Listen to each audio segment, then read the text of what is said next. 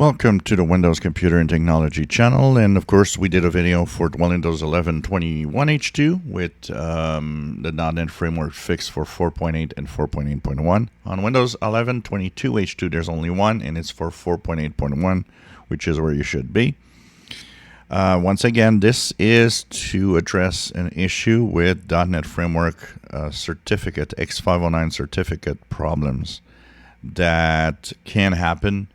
And this, of course, is after Patch Tuesday, and not everybody has it. If you don't have any issues at all, stay away, just ignore.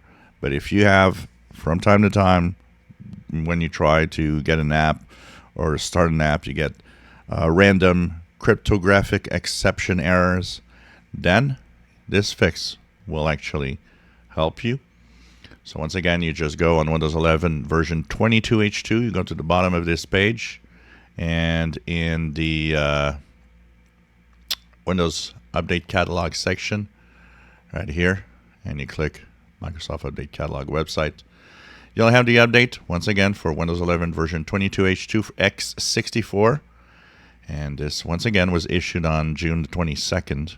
So if you're having issues, and I've seen a couple of comments of people having that weird exception error issue, so if you do have the issue, once again, if you don't, you don't apply this. It won't break anything if you do, but I don't think you need to apply this at all. So the update is here, and that's for Windows 11 22H2. Next video, Windows 10.